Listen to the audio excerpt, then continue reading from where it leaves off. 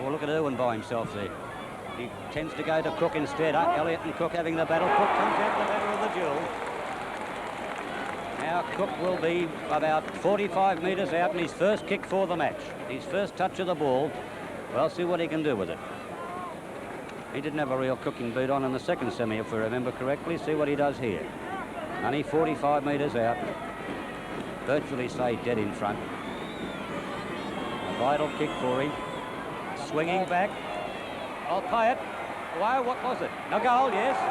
And Port Melbourne moved to 2 goals, 2 behinds. Trailing Oakley, or ahead of Oakley by 1.21.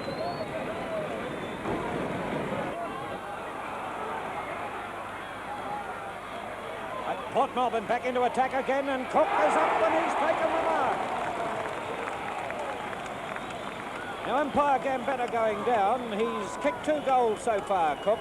Port Melbourne at 3-2-20, and we remind you that Oakley have the advantage of the wind here. Port Melbourne in the last couple of minutes working right on top.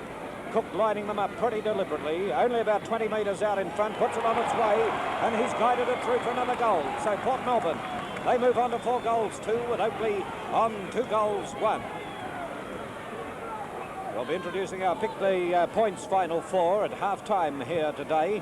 What's Anderson do now? Go for the long one. He will go for the short kick. Beautiful. Beautiful position football. Handball over here towards Irwin. Irwin now will get Cook into goal square by himself. Oh, there! Got it through. And he got dropped. I think.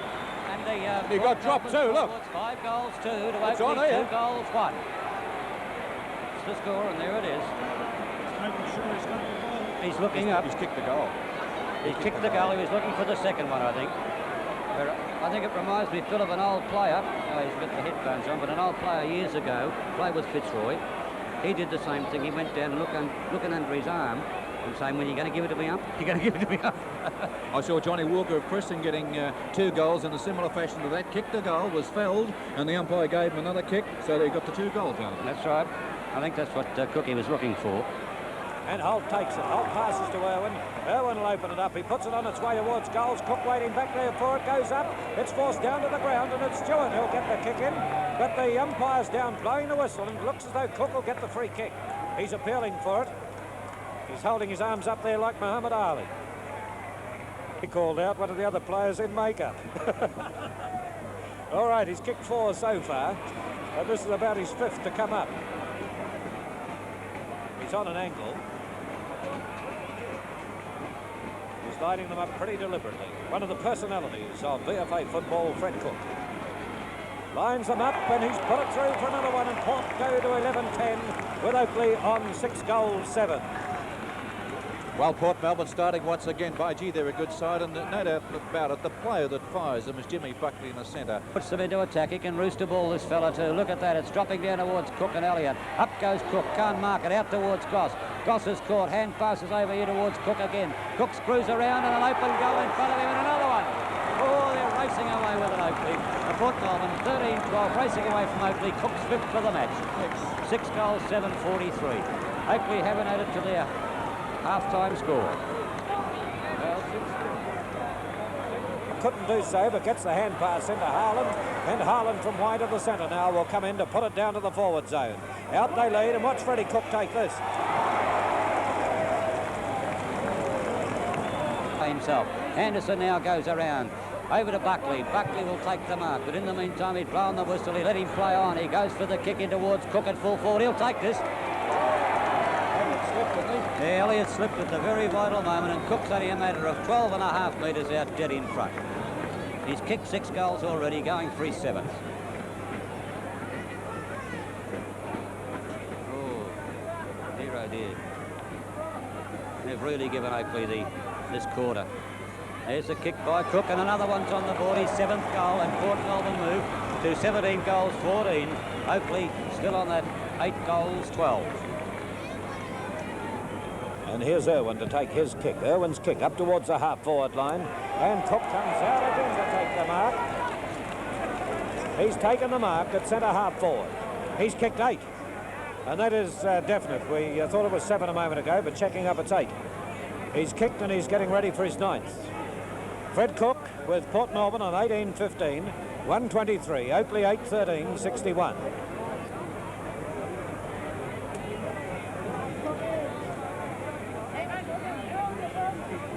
But now here's Cook guiding the ball on its way. It's another goal, and that's his 9th, and Port Melbourne's 19. They go to 19-15 with Oakley on 8 goals, 13. Been put over the fence. He's down near the goal post, but let's get back to play. But here's Anderson breaking clear. Goes for the long kick down towards Cook. Oh! Oh! There it was. Now Cook is a matter of 12 metres out. Here we can see what he's going on. He's kicked 9 goals. Can he kick his 10th? There's the policeman and the gentleman having a little word to each other. He's kicked his 10th, has he? Yes, he has. And Port Melbourne moved to 20 goals, 16. Oakley 8 goals, 13. Yeah, Ritterman's off. Well, there's the mark, and Cook again. Well, if he kicks a goal here, this will win a car. A Cole Page Ford for Mr. J. Perry. He's kicked 10 goals. He's going a long way back too. He'll end up in the Oakley dressing room if he comes back any further. Fred Cook lines them up. It's on its way, and it's a goal. And Port Melbourne go to 21 goals, 19. Oakley 9-15. And Fred Cook, 11 goals in the grand final. A great feat. Oh, great performance by Fred Cook, and of course he's had everything going with him too. Lord, there's Don down there too. Oh, Tommy Quinn and Mickey Earl were having a bit of a go down in the goal square then, but it's a bit late in the game for those things to be going on, I think, Phil. Given a free. It's Friend who'll take the free. And Friend now plays it up towards the centre half forward position. Radojevic leading out. He's got the ball. Brought down to the ground. Play on, says the umpire, as it comes through to Briner. Briner out towards the wing on the stand side of the ground. Bond has it. He's in quite a bit of play as he sends it up to Norm Brown. Brown taps it further afield when unable to trap the ball. Stibbard gets possession now, goes for the short pass. Oh, and if he doesn't get the mark, he'll get the free. Fred Cook. Well, this is his 4th try to get his 100th goal here today, as Cook now wide of centre half forward, is 50 metres out from goal. Has the chance to score his 100th goal. There's the replay of Cook coming out. See him brought down there, and that was a free for sure. That was on the slow-mo on O. As Fred Cook comes in, lines them up very deliberately. It's not a bad kick, it'll get the distance.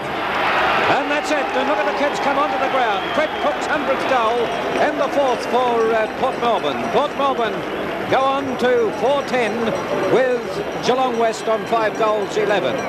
Fred Cook being crowded here by the youngsters at the moment. Look at them moving out onto the field. And this is the second time we've seen this happening in VFA football in the last 3 weeks. Radojevic was the last one.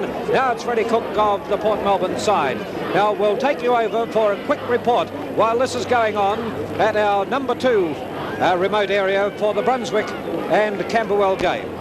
Hotly pursued over there by Mike Andrews. Holt gets his kick into the forward pocket position, coming down his way to try and punch the ball away. It bounces right for Fred Cook. Beautiful sidestep, slam into the goals, and he puts it through for another one to the VFA. 13 goals, 8. 86 to 9-6, 60, and the VFA now starting early in the 3rd quarter to exert some superiority. Forward line goes over the pack. Holt has the chance, but Breeze chips in front of him. Breeze up towards the centre half forward zone, and Freddie Cook staying there, pulls in the mark.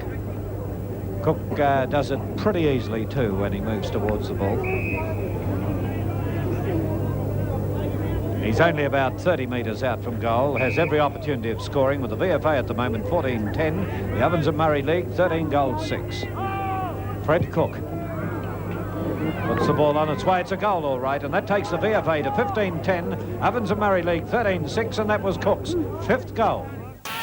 And there it goes, but he's gone too wide, and it comes, oh, that was bad play on the part of Stubbs, and he's given a goal to Port Melbourne. He's given a goal to Port Melbourne. And the umpires run up and had a word with Harper for grabbing Cook around the neck after he'd kicked the ball. But Port Melbourne go on to 3-3, Dandenong on 2-1. And here's the replay of it. You'll see The CUB replay, and that was bad play on the part of Stubbs, putting the boot to the ball. Sure, he expected it to go forward, off the side of the boot, and then you saw Cook get it pull around the neck. Knocked away here, scouting well is Bond, a great kick getter in this match so far. Goes for a run around the flank position, puts Port deep into attack, in towards Freddie Cook. Cook is there! You saw then the experience of Cook, and there's Christo and Bassett having words.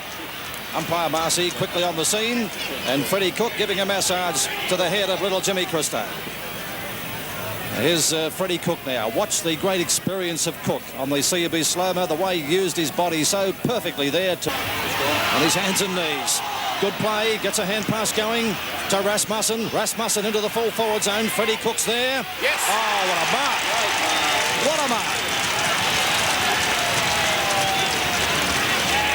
What a footballer. What a player. We'll watch this on CUB slow-mo. The ball coming down to Fred Cook. And again, the superb judgment. There it is. Freddie Cook, full forward supreme, right in the goal square, almost quarter time.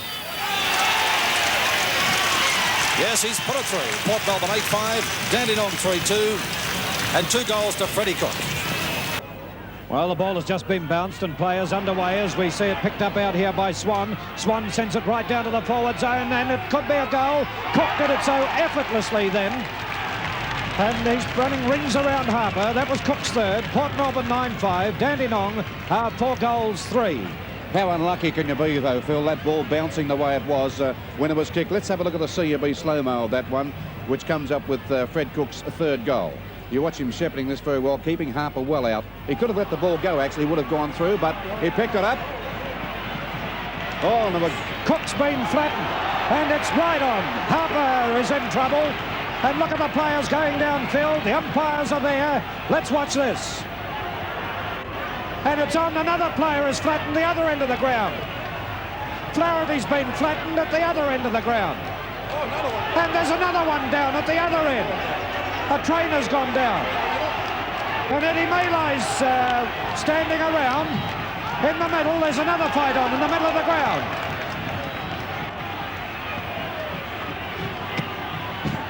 Oh, look at this slinging match. Flaherty has it one into the ground in the hands of the trainers. In this bunch of players, there's another player in the hands of the trainers, and then further downfield, we have a big bunch of players. Here we are.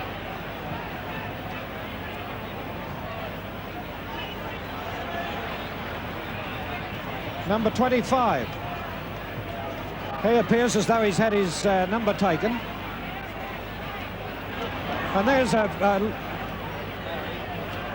and that's the Port Melbourne doctor, I think, out on the field, the lady. Flaherty's still in the hands of the trainers up here. And Fred Cook in a lot of trouble. Fred Cook, what a shame to see this. Fred Cook saying he's right. He's telling everybody to clear up. And now the umpire is telling Alan Thomas to get off the field. And the doctor now, the Port Melbourne doctor, is taking Alan Thomas off the field to save any further trouble.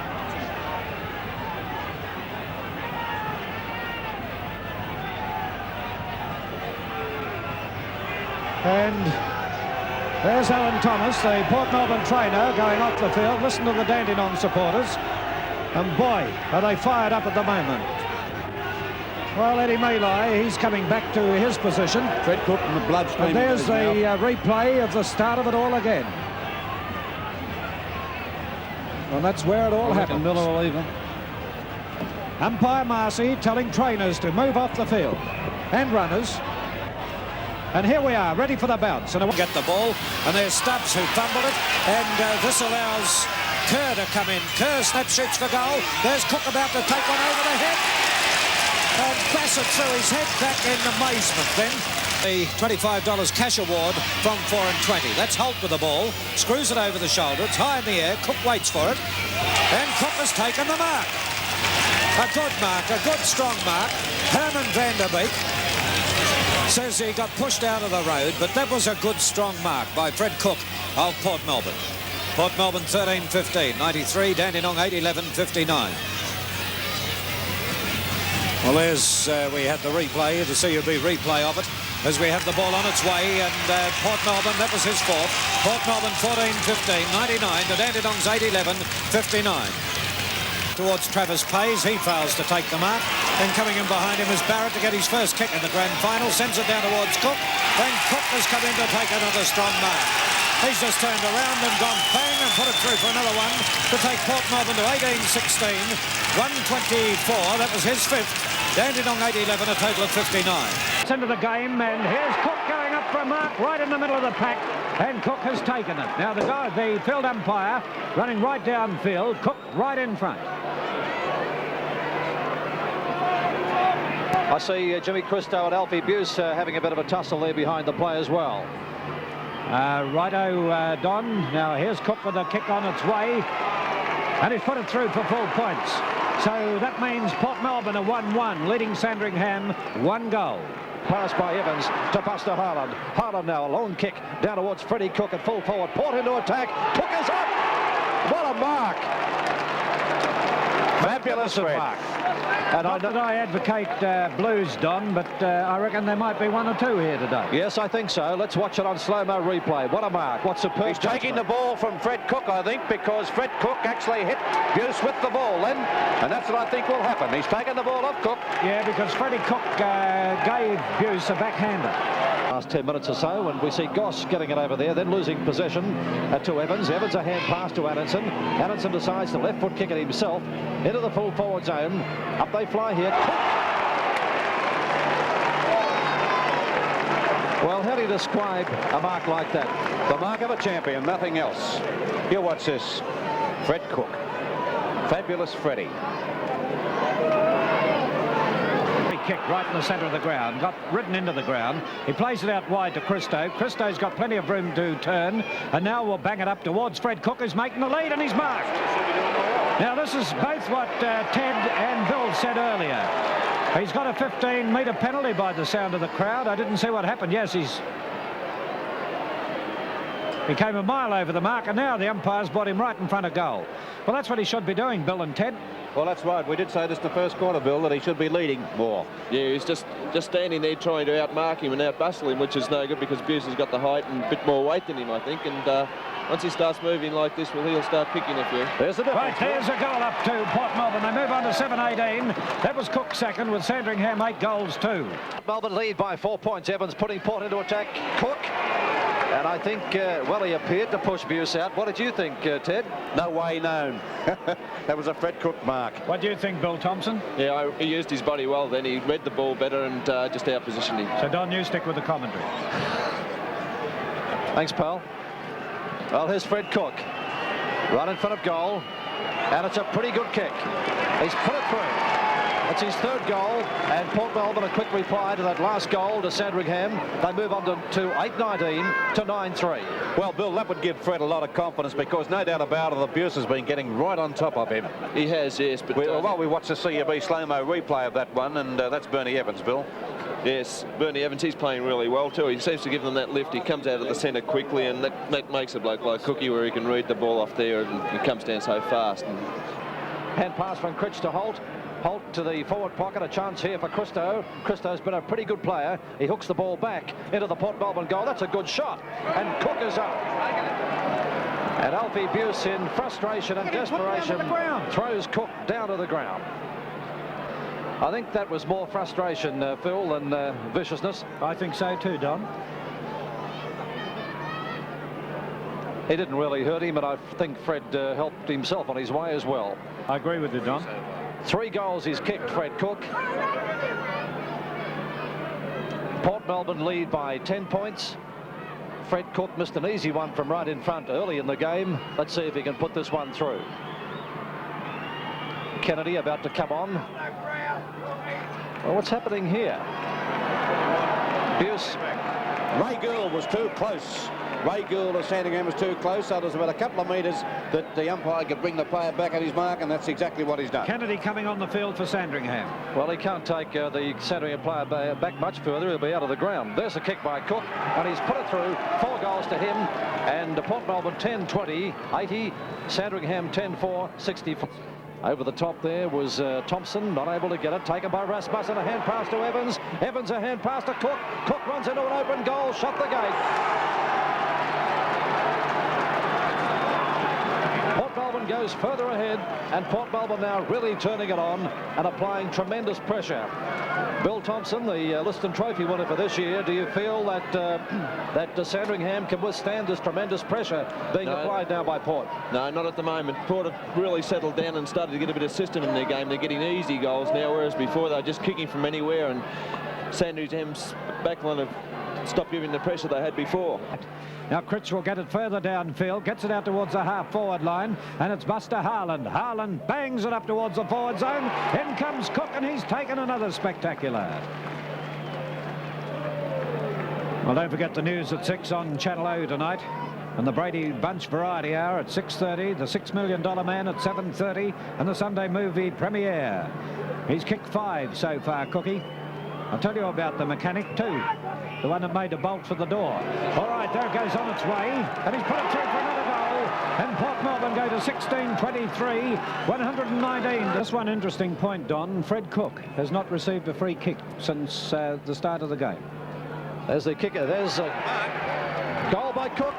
Yes, he has. He's kicked 7 goals, and really, I guess after an effort like that, Phil, Fred Cook, now I'd say, forgetting what goals he scored, Buse has outpointed him pretty well nearly every time they've gone near that ball. Yet Cookie has kicked 7 goals. Oh, that first half he outpointed him the whole time, but they're moving the ball that well now that he can get into position a bit quicker. The little blokes are moving it fast, and that makes it easier for him and easier for the whole side. Evans, who's been a very good player this quarter, went to handball and then decides to kick it left foot in towards Cook again. Cook is up. Well, Cook running riot now in the Port Melbourne attacking zone. He's kicked 7. We're almost at the 3/4 time interval, and Port Melbourne moving into a winning position. They're 131 to Sandringham 77. Fred Cook has kicked 7. He decides to short pass it to Christo. Great game played by the fullback for Sandringham, Alf Buse. Here's Port into attack again as Allen gets it across to Kevin Goss. To Cook again. He's paying the mark. Now let's watch this on the CUB slow-mo. Buse versus Cook. Did he hold it long enough? Okay. Fred Cook right in front of goal. He's already kicked 7. At the moment, Port Melbourne lead by 32 points. There's his kick. Here. And it's Christo who'll put it further downfield to Goss. Goss in turn towards the centre forward zone. Here's Cook getting position, and Cook has taken the mark. Now Buse has made sure, but he's pushed him right through the points, and the umpire's right on the ball. Had a look exactly where Cook took the mark. Now Ian, how many has he kicked? He's kicked 8 so far. He's kicked 8 goals, 1. Oh dear, oh dear. Well, there's the difference. A top-class full forward and a top personality. Lined them up, got him close, but there's his 9th.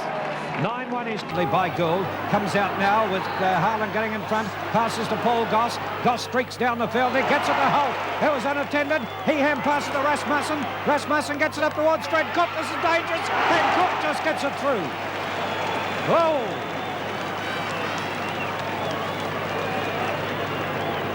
There's Buster Harland coming out of the pack now, and Harland high in the air again. They need to keep that ball lower when kicking towards that end with a strong wind blowing down. The umpire's call play on as Sam Holt is held.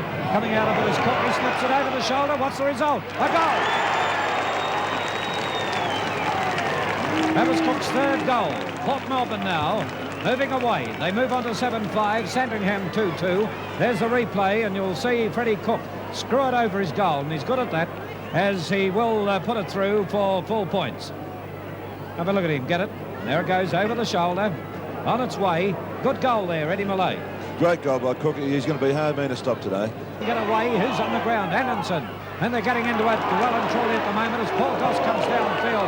Oh, getting dropped behind the play here was Peters, but it's Freddie Cook to come out and take the mark. Hughes starting to get a bit worried with the hands on the head there. Cook has kicked 3 so far. Top goal kicker in VFA this year. He's kicked 3 goals, 1 from 4 kicks. Fred Cook lines them up pretty deliberately from a 45-degree angle, 15 metres out. On its way is allowed for the win, and that's his goal number 120 for the year. Port Melbourne move on to 8-7. Sandringham 3 goals, 4. Don't always have the desired result. Oh, behind the play.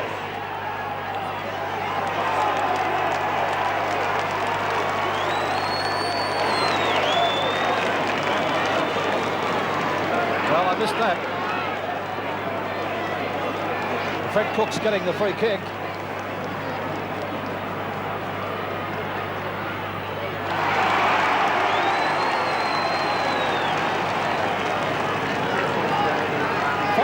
To Fred Cook. Not much pace in Victor there as it goes towards centre half forward. Up they go, and here's the big chance. Cook can race into an open goal. That came from Rasmussen, and there goes Cook. Tries to dodge, he's brought down, tried to do too much. And it's through for a goal as Clark ran across the run of the ball as it was coming in towards goal, and another goal up to Port Melbourne. That was his second. And there's his kick now. Short pass to Cook.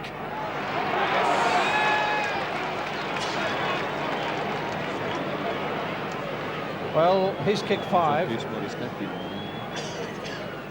Yeah. He's kicked 121 goals for the year. And Port Melbourne have 13-9 to Sandringham's 3-4 on the board. Fred Cook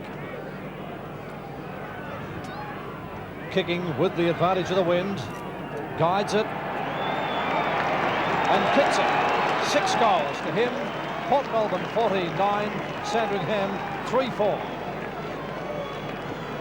Towards the half-back line. Coming down here is Buster Harlan. And here you'll see the difference as it goes up towards the forward zone. Cook going back more is to take the mark. Now there's the difference between the two teams. They can't do any good on their forward line. Sandringham, it comes up on Ports and they have the players there to handle it. He's kicked 6, Fred Cook. And he will be going for Port Melbourne's 18th. They're 17-14 now. Sandringham 3-7. Tell you what, from where he took the mark, he's been pulled around a long way. It goes on its way and it's right through the middle. That's his 7th. Port Melbourne 18-14. 122 to Sandringham's 3-7-25. You have to do that, I guess. But there we are. Now Kennedy loses the ball and it's picked up by Critch. Critch gets a short kick at it, down towards Evans. Evans on the half-forward line, putting Port Melbourne into attack. A long kick into the full forward zone, picked up by Cook. Another goal. Port Melbourne goes further ahead. Cook, 8 goals. Evans on the centre wing and Port into attack again. There's George Allen on his own on the half-forward line. And there's Cook calling for the ball. Fred Cook on his own in the goal square, takes the mark and kicks a goal. 9 goals to Fred Cook. He's kicked 125 goals for the year. There he is, century goal kicker supreme, Fred Cook. The idol of the crowd, and Fred says, go back. What a personality. What a personality, what a player. 9 goals to him, 125 goals for the year.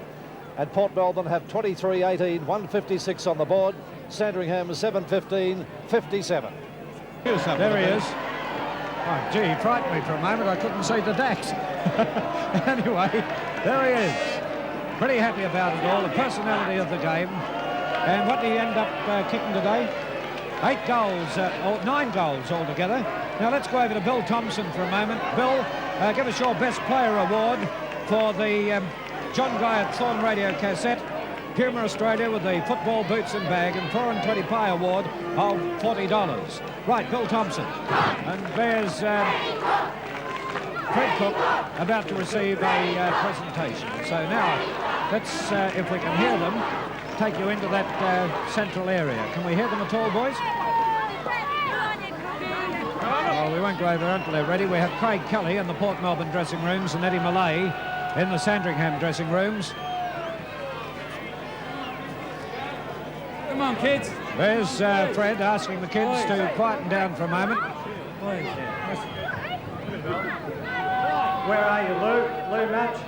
Well, I don't think we can wait for that. I think the Sandringham players are in the dressing room, so let's take you over now to Eddie Malay and to the Sandringham dressing rooms. Congratulate Terry Wilkins and his There's Fred Cook now, the captain of Port Melbourne, saying a few words. Also thank a very good friend of ours and mine personally, Ken Mitchell from Puma, and a little mate of mine, Robert, who's watching home on television, couldn't make it though. Thank you very much. Thanks, Rod. Okay, Fred Cook, the captain of the Premiership side, Port Melbourne. Let's take you now inside the Port Melbourne rooms, and we take you to Craig Kelly. Play left in this quarter. There it goes on its way. It's high in the air. The siren about to go any tick of the clock. It's a mark needed for Port Melbourne if they want to get there. And what the umpire says, he's paid it. Well, he's paid a mark by the look of it. And it's Cook in the middle of the pack. Well, now, I don't know. I'm a bit inclined to think that may have been a free in there, really, as Cook puts it on its way, and it's 4 points on the board, and Port Melbourne have hit the front. They move on to 3 goals 12 to Queensland's 4 goals 3, and there's the siren for half-time. Just repeating the half-time scores. Forward zone of Port Melbourne. Fred Cook coming out. Up goes Cook. It's punched away from him. Players trying to come in, and it's scrambling play at the moment. Cook picks it up, step shoots for goal, and he's put it through for the first run of the match. And look at the reaction from Fred Cook. Norm Brown, just that little indication of geeing them on. The 7.5-minute mark of the first quarter, Paul Goss putting Port Melbourne into attack down towards Fred Cook. The ball knocked away by Foley. Opportunity here for Chapman. And what's happening here? A free kick will go to Fred Cook for being pushed in the back, says the umpire. I thought maybe Chapman could have got the free. Fred Cook a little bit slow in getting back. Let's watch this on the CUB slow-mo replay. You be the judge. A little bit of a technical free kick. He fell over himself. Was able to get up all on his own. He's already kicked 1 goal. And here's Fred Cook, right in front of goal with the wind behind him, only 35 to 40 metres out. A study in concentration, a low trajectory kick through the centre. And Port Melbourne 2 goals 2. Paran 1 straight goal. So Owen now goes for his kick in towards that right forward pocket. Fred Cook puts a strong pair of hands on the ball to pull in the mark. Well, Cook so far has kicked 3 goals, and I reckon about his 4th coming up. Now, if he gets this one, it'll make it reasonably safe for Port. As he puts the ball on its way, goal umpire moves across slightly, but it's a goal. And Port Melbourne move on to 16-15. Paran, 13 goals, 9. Right, here's Fred Cook with Rob. Fred, we're on air at the moment. That's a pretty hopeless situation for Queensland. Would you agree with that? It is, but it's a magnificent situation for the VFA side. I believe we're in front simply because we're teaming together and we're prepared to get the hard ball. A lot of the viewers wouldn't realise that out here it's very windy conditions and it's swirling sort of a wind. You know, you can't predict where the ball's going to go. And it's only the player that's prepared to go and get the hard ball that's going to come out on top today. And I think if we can do that for the next half of the game, we'll win quite comfortably. Righto, Fred. Thanks very much. Back to you, Phil. Righto, and there's Freddie with his mouth guard either coming out or going back in. But I think he summed it up pretty well. And Queensland having a lot of difficulty with the swirling wind in trying to mark the ball. Ian, the statistics on the game. 5 is Russ of the VFA. An adaptable player. Nearly a mark there to Gilmore. Cook picks up and puts it through. Score now, as a result of that goal, 13-19 the VFA. Cook 3 goals, Queensland 4-6. The player for the first row for the Queensland side, but the other players are not putting up any opposition whatsoever to this talented VFA side. Play on was the call. Jim Christo taking it out of the centre. Handball to Anderson, as you see. Anderson further back to Swan, and Swan straight through centre half forward to kick long. Cook ambling back and takes a great mark. Great mark to Cook. He's been struggling. Town has held him. And here we'll see it again. There's the kick through by Swan. And look at this mark. Great judgment there by Fred Cook. did it well. Well, Ted, what do you reckon about that for the Gillette market? No doubt about that's the Gillette mark of the day so far. Phil, you could see Fred, the way Fred Cook watched that ball and then judged it beautifully. This is, the umpire's been rather kind here with allowing Cook this angle, I think. There you see it. I think he'll kick this, Cookie. He doesn't miss too many of these. And he hasn't missed that one. It's another goal to Port Melbourne. Or Jimmy Christo. Kicking it up towards full forward, and Cook. At long last, he had to get into the act. And Port going away with it. Watched him then, Bill, when he went up. They lifted the right leg up. There's a Bayer going off the ground too, by the look of it. And balanced on his left leg. So he's still got a lot of pain in that right leg. Must have. If he kicks this, it'll be useful for Port Melbourne. They're leading by 21 points at the moment as Cook moves in. And they're now leading by 27 points as a result of that. And it's 13-12 to 9-9. Allender with a long hand pass towards Kavanagh. And Kavanagh with a smart move gets it towards centre forward. And there's Cook grabbing it. Cook snap shoots for goal and he's put it through.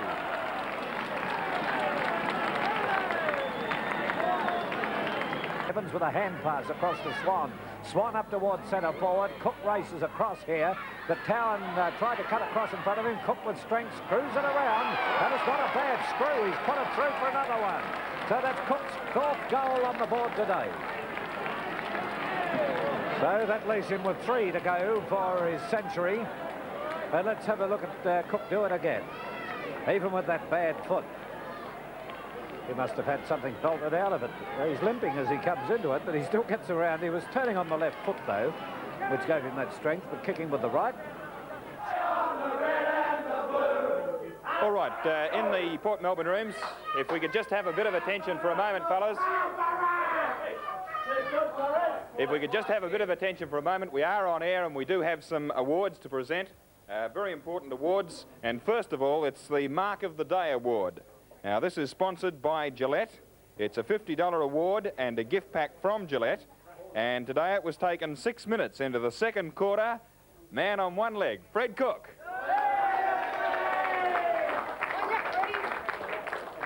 How about Fred?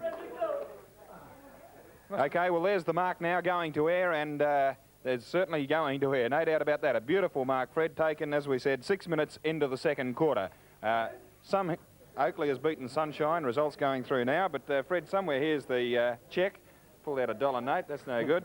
$50 with the good wishes of Gillette and also this gift pack. All right? It must be a bit of an omen, Rob, because I didn't shave before the match today, so to Gillette I'll certainly put it to good use tonight. Thanks very much, Rob. Okay, Fred. Well, just before you do go, we want to know about this ankle because it did get a lot of attention. Moments, maybe if these young boys can move aside. Can you just move aside and have a look at the ankle? There it is. Now, Fred, was that... Oh, poor Freddie. No.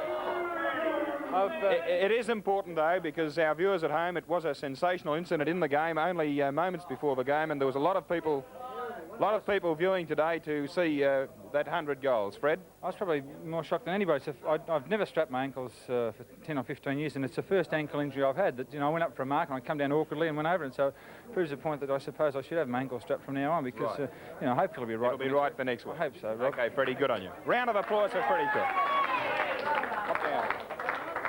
A hurry kick off the boot. Finally, it's Ryan. Onto the left boot, up towards the centre half forward position, looking for Smith. Up high, Freddie Cook. Their captain, number 24. Fred Cook, only some 30 metres from goal, almost directly in front. There it is on action replay. Good grab by Fred Cook. Got under the fall of the ball. Peter Carey, his immediate opponent, was caught out on that occasion, trying to get back. But Cook, with a big, strong pair of safe hands, gives himself an opportunity for just 30 metres out and almost dead in front. Cook with the kick now. Drop punt on its way. Umpire doesn't move.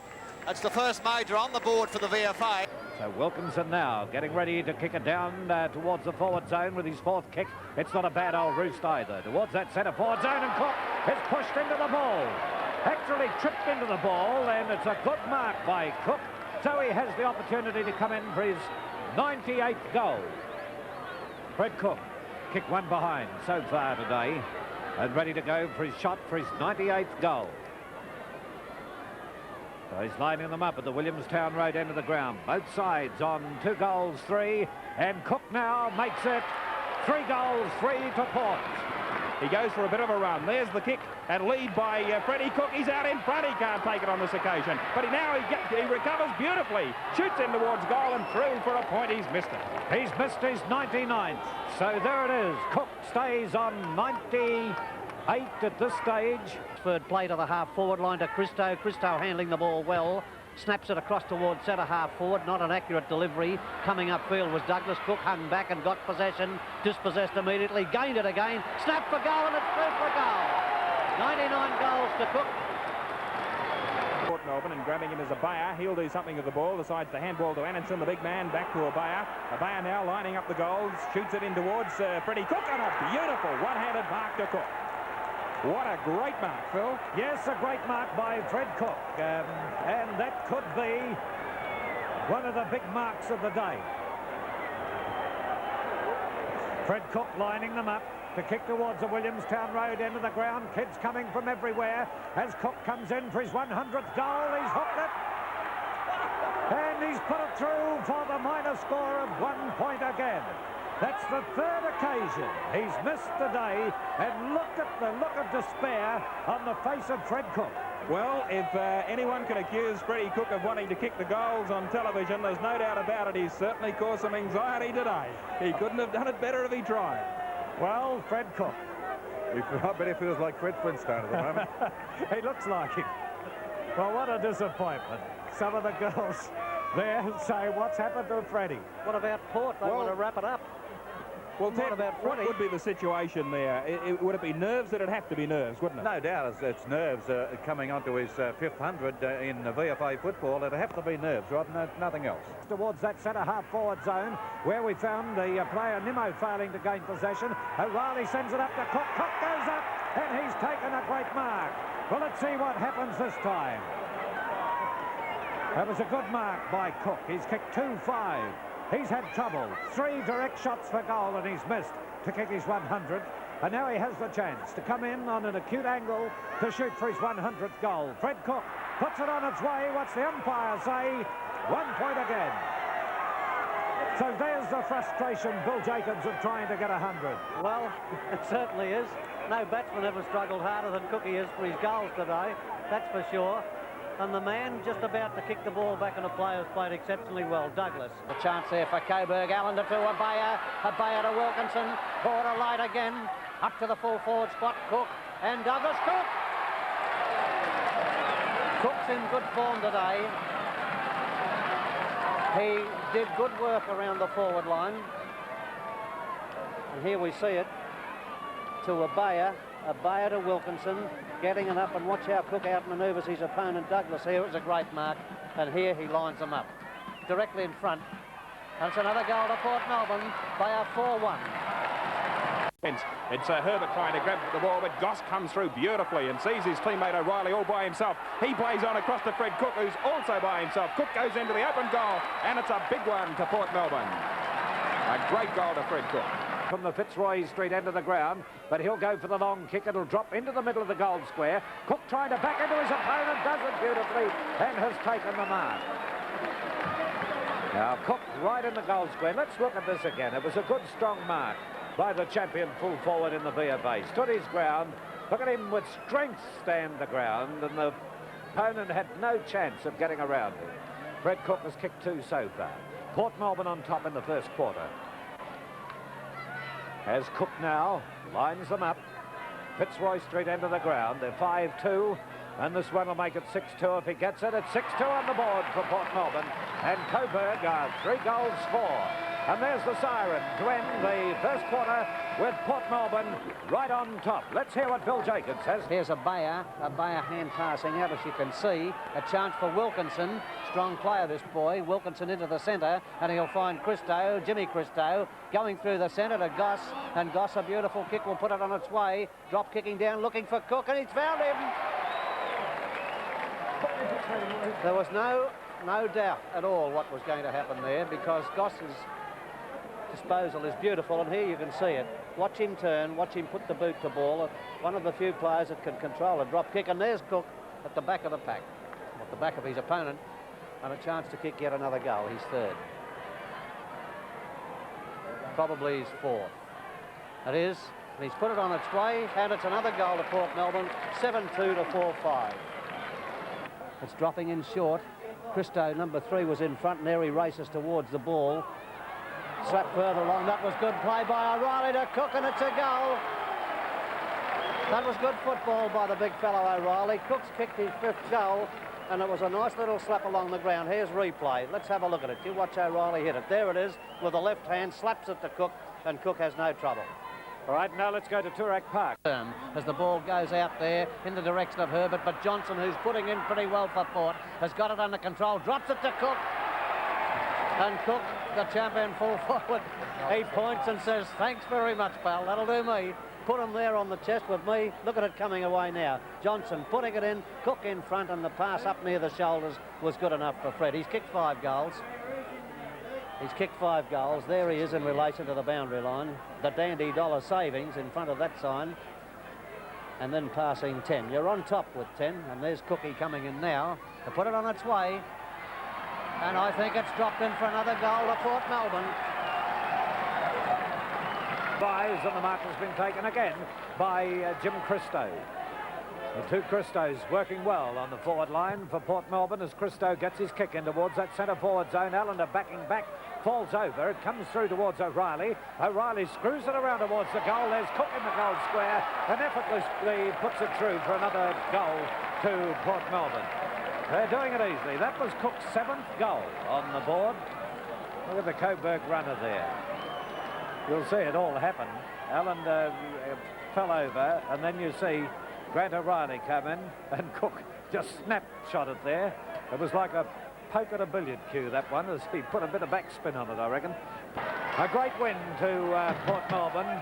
They won all day, and they won in almost every position on the ground. They did win in every position on the ground at the finish of the match here, particularly in the final quarter.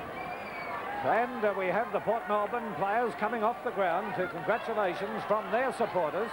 Fred Cook is in the middle of the pack here. How many goals did he kick, Ian? Fred Cook ended up with 7, taking his tally for the year up to 108. Great game. Well, some of the players signing autographs. There you have it, quarter by quarter, and Port Melbourne led pretty well all day.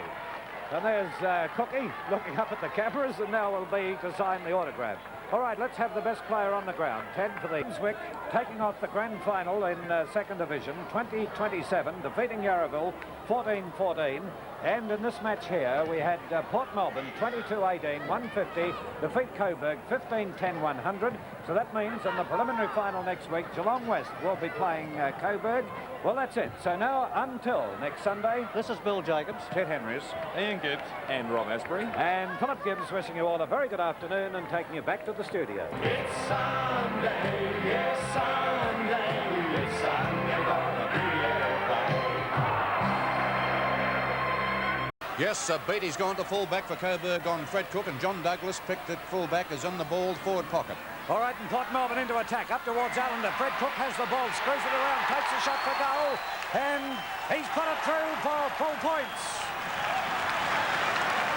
Well, that's within 25 seconds after the commencement of game.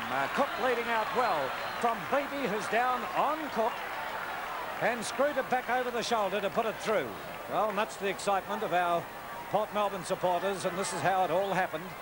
For the 3rd quarter interval, O'Reilly across towards centre-half forward. It's going to be Nimmo. Dropped the easy one. A chance here, and Evans gets it out to Bryce into the open goal. This is what they want to Cook. It's a goal.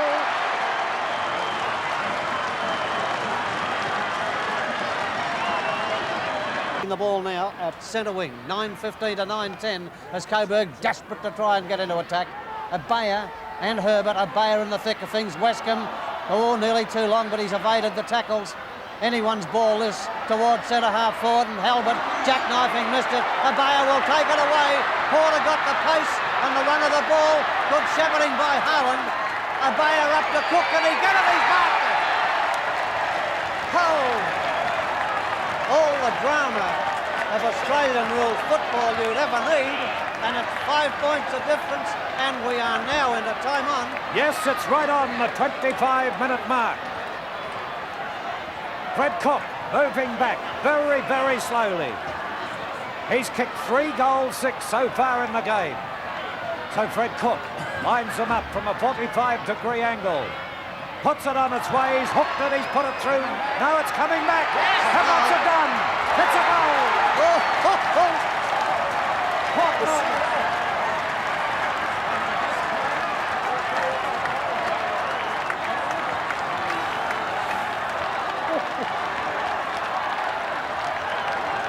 It's taken away by Christo.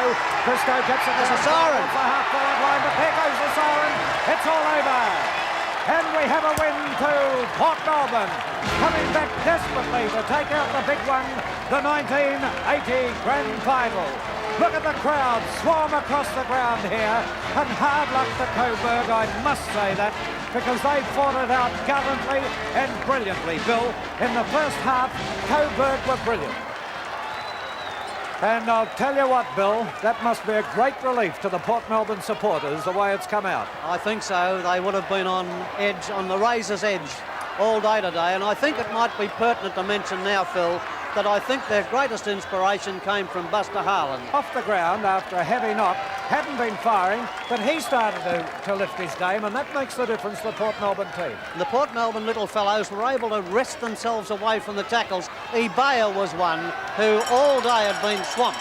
Right. And culminating in that goal of Fred Cook's, which was absolutely superb judgment. I can see Fred Cook going up the race, the cup being taken off the ground. Rob Asper is in the dressing rooms. Well, we have Freddie with us at the moment. Fred, congratulations. Thanks, Rob. It's a magnificent effort by our players to come back when we're so, you know, the situation looked lost at three-quarter time. And Bryce, he asked us for that extra effort, and it's magnificent the way the players lifted after being down for 3 quarters. But, you know, while we're on here, we must congratulate Coburg for the magnificent fight they put up. You know, for 3 quarters it was their premiership, but premierships aren't won until the final siren, and, you know, we hung on and we won it, and I'm very proud of these young players, particularly young players that haven't played in a premiership before. It's so fantastic for them, you know. We try to instill them. There's only Stretch and Buster and a couple of others that have played in premierships before. It's a new team here. And the way these blokes applied themselves, and an enormous, it hasn't hit home yet, but I'm sure in the next few days it will, Robert. It's a magnificent feeling. It's going to hit home very shortly. Freddie, congratulations. Wouldn't be your greatest day, but I think that's Gary Bryce with the Premiership Cup. There's the boys now. They've lifted that big Premiership Cup up, and that is what premierships are all about. The sweat, the toil. Fred, if you could do us a favour and see if you could find Gary Bryce, and we'll get Gary Bryce to say a few words. Bradbury hand passing to Anderson. Anderson with a further hand pass to Wilkinson. Wilkinson now from wide of centre half forward, straight down towards full forward. And there's Fred Cook getting a push in the back of the neck. Comes in to take the mark. He's kicked 1 behind so far, Fred Cook. Well, only 2 goals last week. Could be on the downgrade. Yeah, but we've got to be fair to him, Ted, because they've been rucking him, putting him on the ball. And it goes on its way, and Cook has put it through for full points. Onto the ball to take the mark. At the centre of the ground, 7 minutes into the last quarter, O'Reilly's kick to Cook. In front of Biffin. And a good strong mark by Fred Cook. Do you think Ray Biffin's given up the ghost, Bill? 10 goals down? No, I don't think he's given up the ghost, but he just simply didn't punch on that occasion. He attempted to outmark him. Here it is on replay. And there's Biff too far behind, and the ball locked in the sure grip of Freddie Cook. And that's another goal to Port Melbourne. For Port supporters, the sight of Freddie Cook in the goal square is always a reassuring one. He joined the club 11 years ago as a ruck rover, but after suffering a heart attack in 1972 was given the job of full forward. He hasn't looked back since, and today one of the VFA's best-known footballers was aiming for the goal-kicking record. He equalled the record with his 3rd goal for the match in the 3rd quarter. The goal came from a controversial free paid to Cook in the goal square after some pushing and shoving.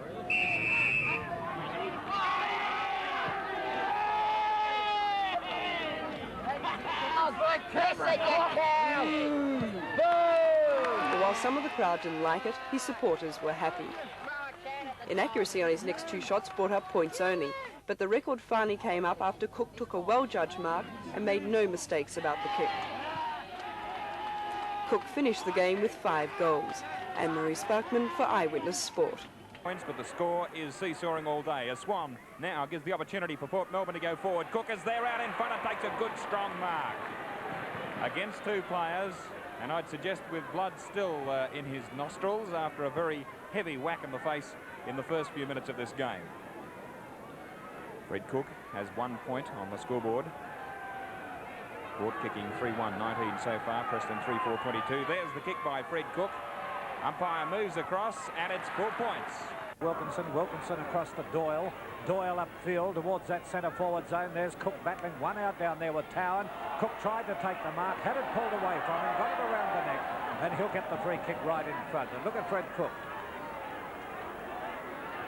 Now, Fred Cook sitting there. And there's the replay of it. There's no doubt. Look at that, all over it. Now, Cook has kicked 1 goal too, and there's no way he could miss this. Or is there? And he goes, and right through the middle it goes to take Port Melbourne on to 58, as against Preston's 36. Comes into the hands of Wilkinson. Wilkinson up here towards Abaya. Abaya's close enough to the ground to be able to trap that. Passes to O'Reilly. O'Reilly with a further pass, put Anderson under the hammer, but Anderson gets his kick into Cook. Cook fails to take the mark, kicks it off the ground, and he's put it through for full points. So Port Melbourne 13-8. O'Reilly playing a great game. That's his 6th kick, according to Ian Gibbs, our statistician. There's the kick down to the scoring zone. Fred Cook having a great battle there, and a good mark to Fred Cook. Fred Cook out positioning and out thought. Good tactics there against Alf Buse. Buse on the mark. Freddie Cook, a picture of concentration. There's the mark again. Oh, beautiful tactics, Fred Cook. There's the kick by Cook. Umpire says 4 points to Port Melbourne. All right, there it goes towards that centre forward zone, and again Cook outmanoeuvring his opponent, using a lot of strength, which is typical of the Fred Cook play, has taken the mark only 10 metres out from goal. Port Melbourne starting to get right on top. Cook right in front, kicking towards the northern end of the ground. And he's put it through for another one to Port Melbourne, taking them on to 5 goals 3 as against Sandringham's 2 goals straight. Anderson will take some catching, goes up to the centre, then across to Wilkinson, through the centre half forward spot looking for Cook, and Cook not quite then. Yes, he has. It's a goal to Cook.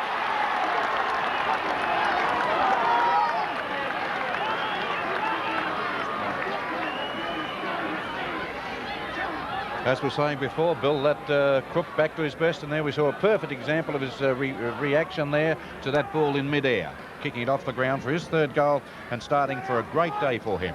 And Port are 6-3 to 3 goals on the Olympic Tyre scoreboard, and they're doing it well. That's 9 scoring shots to 3. Long player. Back to the action now. It's a grab by Christo. Christo kicks the ball down into the scoring zone. Fred Cook in front. Oh, and a good mark under pressure there to Fred Cook. Well, a very awkward mark, that one, Ted. It was an awkward mark, and looking back on Fred Cook's past 3 games, I think he must have had a virus, because the way he's playing today, that's how we know Fred Cook can play. Well, he had a lot of pressure today and a lot of questions to answer, and he's doing it. 3-1 now, coming in for his 4th goal. The umpire says, you've got it, Fred Cook. They're being beaten in almost every department at the moment, and particularly once that ball hits the ground. And that was Wilkinson, and in the air too. Wilkinson across towards centre half forward, and Cook leading out, has taken the mark 40 metres out from goal right in front. He's kicked 4 goals 1 so far, Fred Cook. Lining them up at the southern end of the ground. See if he can get that usual Puma accuracy as he moves in. On its way right through the middle it goes, and that takes Port Melbourne on to 18-12 with Sandringham on 9 goals straight. Well, who would have thought this at Sandringham particularly, Ted? Well, I didn't think so. Only Bill? Yes, only Bill thought so, but Dermott, who'll receive the free kick. So Dermott from just short of the centre. Cook making his lead. Drosha coming in from behind. Cook getting a bit of attention, and the umpire has given the free kick to Cook against David Drosha. He's kicked 5 goals, 1, Fred Cook. And if he can kick this one, Phil, it will be his 50th for the year. Goal, that is. So Fred Cook moves in. And he's put it through for another one to Port Melbourne, his 50th. As Holborn not in possession of the ball, the pick up by Bradbury. Bradbury up towards the half-forward line. Evans bears in on it, taps it away nicely. Evans now with a long hand pass to Cook up in the goal square. Evans was spelled after getting rid of the ball, and the free kick will be taken by Fred Cook further afield. Fred Cook right in the middle of the goal square here. He's kicked 6-2 so far today, and this will be his 7th coming up. It's 28-19 to 18-4, and Fred Cook has put this one through for another goal to Port Melbourne. They go to 29-19 to Sandringham's 18 goals 4. Evans. Oh, it must have been a kick. The umpire crossed between him and my line of sight, and there's a kick going to that way, and Fred Cook this time has come out to take the mark. Well, that shows the dividends of playing to Cook. Well, there's no doubt about that at all. If Bob Hurt is too far behind, obviously Fred Cook would probably outmark any other defender in the Preston team. Well, he'd outpace him in leading too, of course. No doubt about that. Well, Cook lines him up now, only about 12 metres out from goal, and guides it right through the middle, and that's a goal up to Port Melbourne. Marshall not playing too badly after having not played since about the second game of the season. He's missed 15 so far this season. Up goes Cook, and Cook takes 2 bites at it to pull in the mark down the Williamstown Road end of the ground. Cosmo's too short for Fred Cook, Phil. That's obvious. Yes, they need Hurd down there. Well, Bolger too. Yes, as they were doing in the first quarter. They'd be better if they put Bolger to full back, who's a much taller player than Cosmo. All right, well, Fred Cook about to fire a shot towards the goals. On its way it goes, and it's through for full points to Port Melbourne. Defender in Evans, playing the role of the defender. There's a lead by Jim Christo. Oh, he slips over at the crucial moment. Could have marked that ball easily. He's still got a panic. Picks it up now. There's his kick. Right down towards full forward. Fred Cook is there. He gets the front position, and Cook comes out with the mark, to the joy of the Port Melbourne crowd. Well, Port Melbourne, the Boroughs are fighting back. Freddie Cook has 2 goals, 1. A straight kick here would put Port Melbourne in front at the 12-minute mark of the second quarter.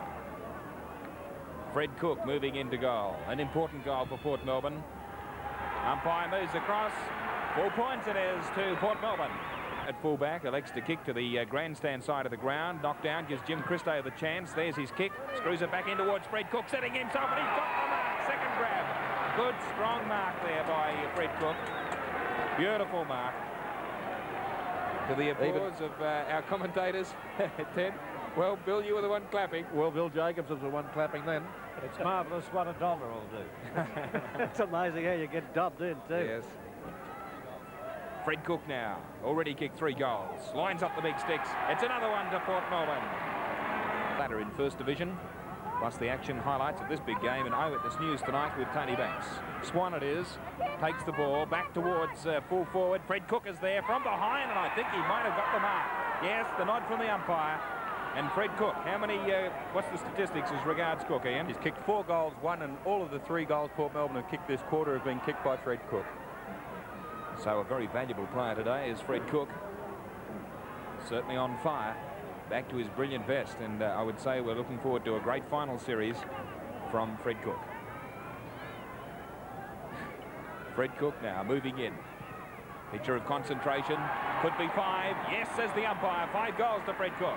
Actually, when we were finishing the Dandy Dollar Dash, I saw Fred not moving too well out here. What's the trouble, Freddie? Well, I tried to take a mark in the forward pocket, Rob, and when I got up pretty high, which doesn't happen very often with me, but when I corrected my balance, I've torn my groin, my left groin. Is it really bad, Fred? It's pretty bad. I've just had some painkillers, and hopefully we've worked out a plan that I don't have to run all that much in the goal square. I can have the Rovers in Kavanagh and Christo at my feet if the ball's punched away, but it's a pretty important game. Under normal circumstances, I suppose I should come off, but you know, we've got to win this because we need that psychological advantage playing Preston in the next 2 weeks.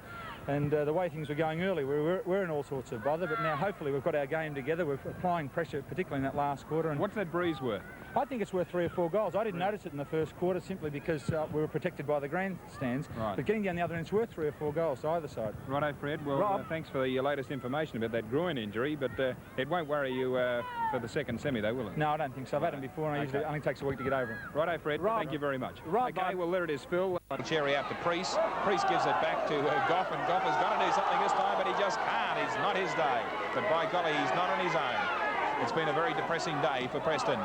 Evans, short passes the ball to Anderson. Anderson with the sun in his eyes plays on, and now it's a chance for Fred Cook to score another goal from behind. He marks the ball. Good mark to Fred Cook. Immediately plays on and puts it through. Another goal to Fred Cook. He's got 5 for the day. 98 goals, 2 to go for the magical 100. Have a look at it again. Freddie Cook using all his experience there, playing from behind. Second bite of the ball, and the umpire gives the nod to Fred Cook. And the result, of course, goal number 5 for the day, 98 for the 1981 season. Back in the centre of the ground, it'll be Big Bob Hurd opposed to... From the ground goes to Abaya. Abaya from the half-forward line up towards Cook. Cook comes in, gets his hands to it as the siren goes to end the game here. And Port Melbourne move on to the grand final. Preston to play Sandringham next week. Port Melbourne 22, 25, 157. Preston 12, 14, 86. Look at Anderson and Winkowski having a battle there. And it's Winkowski who got it out, but it comes out wide. There's the opportunity now for Evans to bear in on the ball. He can't break away. A pick up this time by Kavanagh. Kavanagh now goes for the kick up towards centre half forward. Coming in there was Bryan. Bryan forces it down towards Cooper. Cooper, who didn't play last week, goes over, but players allowed to continue. He looked around for a free, but it's a pick-up by Bryce. Fred Cook down there after Bryce was bowled over by the young fellow Peter Bartlett of Preston, and the free kick will be awarded further afield. Fred Cook going for his 99th goal for the season, and the first in the grand final. He's on a 45-degree angle, only 15 metres out from goal, and have a look at this crowd that we'll see in a few moments after he kicks this. He's kicked 98, going for his 99th. And there it is on its way, and what's he done with it? It's the first goal.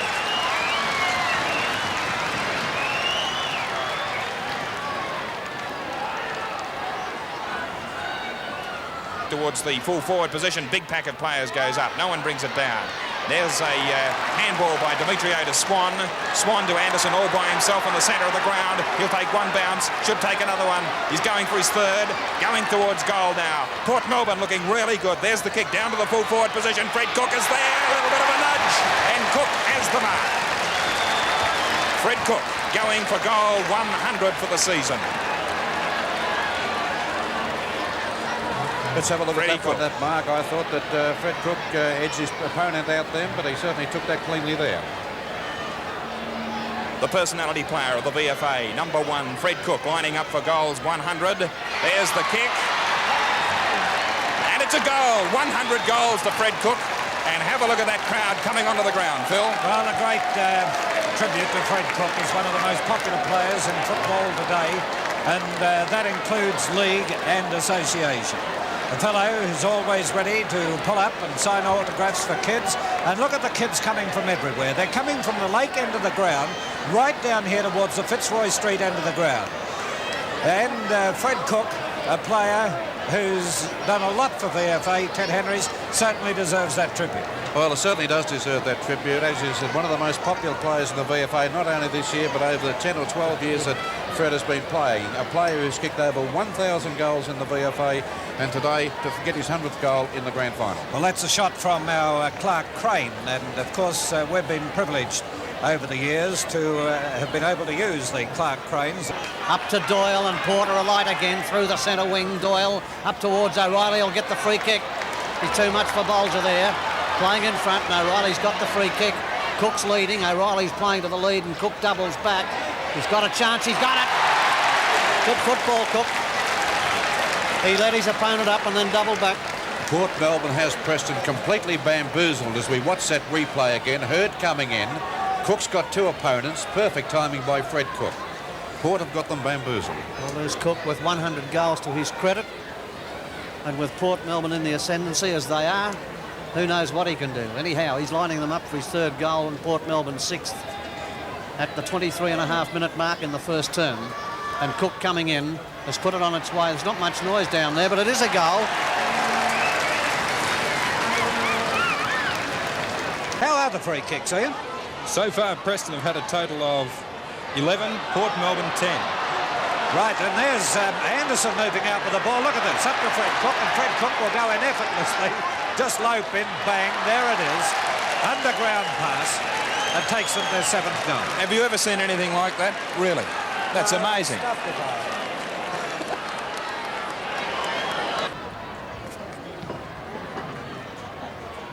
Well, Dermott is back on the ground for Port Melbourne. Down it comes. There's two Preston players battling for the ball. And very quickly it's put back to Kavanagh. Kavanagh now racing in. Bucks right behind him. Cross to Evans. Evans to Abaya. And Abaya now from the centre. Lines them up. It's on its way. Watch Cook mark this. Beautifully played then by Port Melbourne. They've had a talking to. Got system back into their play. And what they'd be out to do now is try and demoralise the Preston side again. He's kicked 4 so far, Fred Cook, which gives him 102 for the season. He's on an angle, but should be able to kick it as he puts it on its way. Goal umpire looks up the goal post. It's a goal, I reckon. Yes, another goal up to Port Melbourne. Gronkowski gets the knockout from the ruck and taps it a bit far. Doyle comes up to meet it for the Port Melbourne side, and Doyle going downfield now, shoots it up towards Fred Cook. Cook now coming in from behind will hit the record as he puts it through. A grand final record to Port Melbourne with their score of 26-15, leading Preston 14-8-92. And it was the 6th goal to Fred Cook, and you see how he does it here. Quite a surprise when he turned around, didn't see a player behind him. Now decides, look, and then decides to take off. And they're extending their other record, Phil, of winning the most VFA premierships. And here's Doyle, pushing it along, been a good player, Doyle, to Ubaya, and what a good player he's been since he came on. Ubaya looking for Cook, and Cook's given him the lead and got it. He's kicked 6 goals, Cookie. Well, this mark from Cook is one of his greatest, I think. He's flat out, gets off the ground, perfect timing for that one. Well, just as a matter of interest, Teddy, Freddie Cook's in the position from where he kicked the goal that sparked Port in the grand final last year. Freddie Cook now and the Pumas moving in. And another goal to Fred Cook and Port Melbourne. Well, he's certainly been a great player in VFA football. There's been no suggestion that this will be his last year. And I withdraw my statement about the VFA a moment ago. They've been very gracious in bringing up the attendance for the day of 20,186. And there's the kick from Abaya towards centre forward. Cook goes up, and has he marked it? He's appealing for the mark. The umpire's going down to see if it's through. No, he's going to get the kick. So Fred Cook. How many has he kicked, Ian? He's kicked 7 to give him 105 for the season. So Cook lining them up. He's coming in on an angle. They've already got an out-and-out record score on the board for a grand final. This will be a record number of premierships to Port Melbourne. And Fred Cook, personality man of VFA football, puts the ball on its way, and another goal takes them to 30 goals 18 and Preston 15-8. And look at the kids down the far end and up the Fitzroy Street end. The police are having a problem down here. Youngsters are over the fences everywhere. Anybody else who wants it for Port Melbourne, they're to the half-forward flank, and there they go. Jimmy Christo shooting for goal. It must be siren time. That's another goal. 31-19 to 15-8. There you are. Right, and there it is. Port Melbourne are premiers for 1981.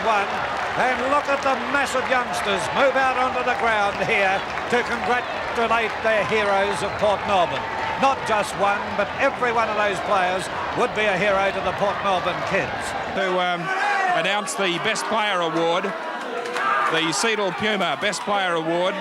They did this for you. Back to you, Phil. Right, Rob. And there's Cookie looking up here. All right, Freddie. And away he goes. Well, Freddie will have some fun too tonight. OK, you've seen the rooms of the victors. Let's go over to the vanquished, and I'd say in complete contrast. We'll take you to Ted Henry's. Angie Tantix, he's done well since he's come on. Back towards the left forward flank position for Port Melbourne, kicking to the leg side of the ground. A short pass into Fred Cook all by himself, and he'll make no mistake about this one. Under pressure, that's his first goal for the match. Another for Port Melbourne. Commences at 10 a.m. and you've got the barbecues and entertainment right through the day. I think we all endorse that, Phil. OK, play goes on as we have Oakley now still down as Cook takes the shot for goal, and Cook has put it through for another one to Port Melbourne. He's kicked 3. So Port Melbourne now move on to 24-20 with Geelong West on 15-12. Can we just check that score again?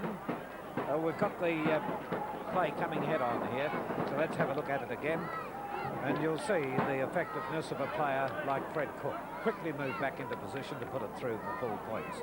Now can we check off the play over there at Paran? And kicking it out towards Swan on the centre wing position. Here's a loose player, and it's Wilkinson. Wilkinson has all day to get it up and kick it to Kavanagh. Kavanagh can go in and kick a goal just as easy as I'm saying, but he decides to hand pass it to Fred Cook, and that's Fred Cook's 4th goal. They're doing it very easily, Port Melbourne now. 25 goals, 20, 170 Port Melbourne. Geelong West 16, 12, 108. OK, Rex. Well, Port Melbourne doing it still quite easily. It'll be interesting to hear Harold Martin's comments after the game here today, because probably they'll have to come up against Port Melbourne. It depends what happens next week, of course, and they're playing the side on top in Preston. And Coburg defeated Port Melbourne last week, and obviously Harold would have marked out many moves here today. Counter moves to the Port Melbourne side. All right, there's the siren for the end of the match, and the final scores. We have Port Melbourne 25-20, a total of 170 on the board, as against Geelong West 16-12, a total of 108. They're very difficult to beat anywhere, anytime, irrespective of their position on the ladder. So, but I'm looking forward to, playing them in a grand final. Well, Harold Martin, the former captain and coach of Preston, and at present coach of the Coburg side. And, well, Fred Cook is still on the ground, they tell me here, still out there signing autographs, has given us a wave up here too. And look at his into. All right, Rex Hunt.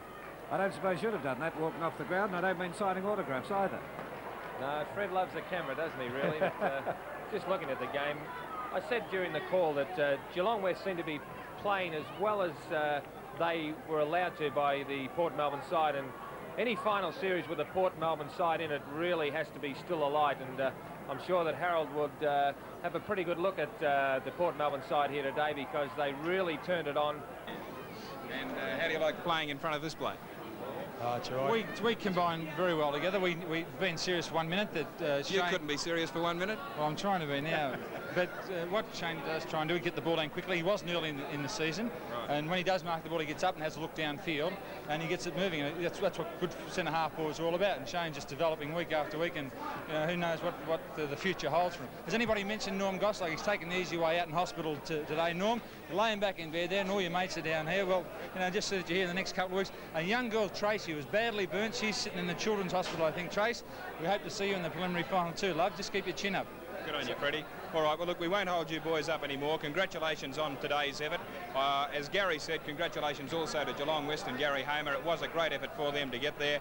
And, well, can you go on with it from now? It's going to be hard from where you are. Well, we're sitting back. We've got a 2-week, well, it won't be a rest. We'll be working pretty hard next week, but we'll have a look at the game, and I hope next encounter's very, very hard one. And, what about Peter Hall? I saw him behind there with that thigh injury. He's got a cork thigh. He'll be right? Yeah. You really need him, won't you? Yeah, he'll be out in the track tomorrow running a few 200s, so he'll be all right. It's the best way to get rid of a corky. Okay. All right, well, you've earned a drink, boys. We'll let you go and have that now. And thanks for a great game today and a great telecast put on by you blokes. Thank you very much. Good on you, Shane. Thanks, Fred. Well, Fred Cook. I think it is, by the look of it. He puts it up towards the half-forward line. They rise for it. Immediately, Port Melbourne are into attack. It comes up towards that forward zone. Playing on Cook is Eade. By the look of this, there's been another change in the Coburg side. And there's Cook and Eade into it. That's unusual for Freddie Cook, Rex. Yes, it is, but Fred's shown he's not going to take any nonsense. And they'll have to get on top of this one. Oh, look at them moving in down here too. Almost every player is going down into that forward pocket of Port Melbourne. And when we look down there, we can see it was Eade who was on Cook and not Douglas, as selected in the original team. Now let's see what the umpire will do about this. Little Frank Vagona is down there in the middle of it, and also Roy Groom. He's going to give the kick to Freddie Cook. Yes, Cook is going back, and he's showing Eade that he's not going to put up with any nonsense. And it's most unusual to see Fred Cook get into a blue like that. He usually stands back and says, well, you young fellas have a go and I'll look on. But he's won the first duel of the day, and he's lining them up now. Let's see if he can make it a big one, kicking towards the Fitzroy Street end of the ground. Cook moves in, guides it well, but the umpire watches it, nearly went over the top of the post, and it's one behind. Phil, I had the glasses on Roy Groom then. They're still at it down here. Look at this. He ran up to Fred Cook and gave Fred a big smile and a nod to say as if he wasn't to blame for that. And here's another one here at centre-half forward. Well, what a sensation to start the preliminary final here today, and they're right into it. I think the umpires are going to have to do something here. You can see the emergency umpires, goal and both field coming too. Well, the full forward and full back down at the other end for Coburg and Port Melbourne, that's the Lake end, and the rest of the players are up here at centre-half forward on the Port Melbourne end. Even the emergency umpires, as Rex said, ran right upfield. Good umpiring there and showing the advantage of two umpires as Douglas comes out here looking for Pennington. Pennington takes the mark and has nowhere to run and looks for Cleary, but Wilkinson's going to come in and he's met heavily by Cleary, but the ball comes down to Bradby. Bradby looking for Kavanagh as poor player and puts him under the hammer, and Wilkinson is really shook up as the kickers come out to Brendan Kavanagh. Brendan Kavanagh at the true centre-half forward position goes in looking for Cook. This time he's got in front of Eade once again, and I wouldn't think he'd miss this one.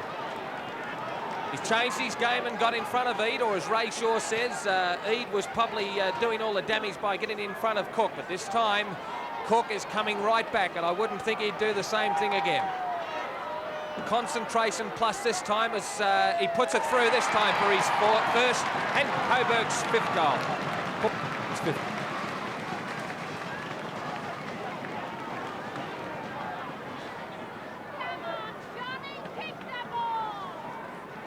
Run on the ball, Wilkinson gamely grabs it out of the air, and the red-headed fellow puts it straight down towards the forward zone. Cook trying to double back, can't do so, but what's the umpire saying? He was held, and justice has been done. Rex Hunt. Yes, well, I suppose that was what the Port Melbourne supporters are saying. Let's have a look. He's going, yes, how can Cook mark it one hand? I think that was the comment that Rob Asprey made in last year's preliminary final when some guy was doing the same thing to a big bloke that used to play full forward with Sandringham. Reminiscences there from Rex Hunt. All right, there it goes on its way, and Cook's put it through for Port's 13th. Coburg, it comes out towards Evans. Evans nearly ran over the boundary line, passes back to Kavanagh. Kavanagh going in towards goal, gets it across towards Cook. Up goes Cook, and he's taken the mark. A great mark by Fred Cook, just wide of the goal square. Well, here's the replay of it. Cook falling into the ball. Look at this. Of course, he was brought down on the shoulders as well, so it was either a mark or a free kick, but he's got the mark. He's kicked 2 goals, 3, and Rex Hunt, you said that 2 players needed to lift. That was Anderson and Cook. You can't keep a good forward down. No, you certainly can't, and I really question the decision to play Adams, because Adams has been off all day, and as I said, Cook was going to lift sooner or later. And there's the kick on its way, and what's he done? It's a goal. And Port Melbourne go to 16-20, Coburg 17-7. Well, here's that mark again from another angle. Cook being dragged to the ground, but he certainly put the score on the board. And the Port Melbourne supporters going wild at the moment. Thompson, he can't break away with the ball. The umpire calling, and there it is, into the grand final for 1982 against Preston will be the Borough's Port Melbourne. The final score in this match, Port Melbourne 1922, 136. Defeated Coburg 18-8, a total of 116.